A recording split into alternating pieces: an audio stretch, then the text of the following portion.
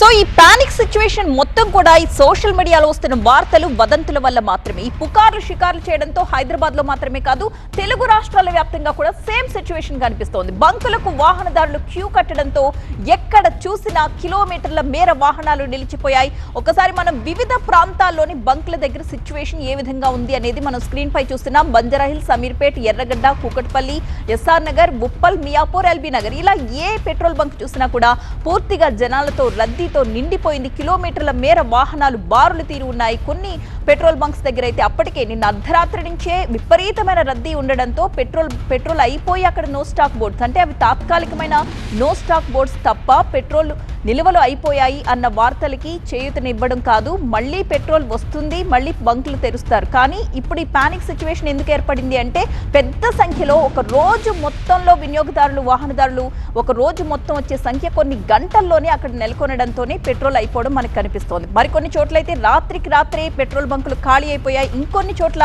Petrol, diesel అయిపోవడంతో no stock boards పెట్టాల్సి వచ్చింది. వరంగల్, మంచిర్యాల, నిర్మల్, భైంసా, మహబూబ్ నగర్, కైకలూరులో కూడా ఇదే పరిస్థితి నెలకొంది. రెండు తెలుగు రాష్ట్రాల్లోనూ ఈ పానిక్ సిచ్యువేషన్ నెలకొనడంతో ఏ పెట్రోల్ బంక్ చూసినా ఇలా వాహనదారులతో కిక్కిరిసిపోయి కనిపిస్తున్నాయి.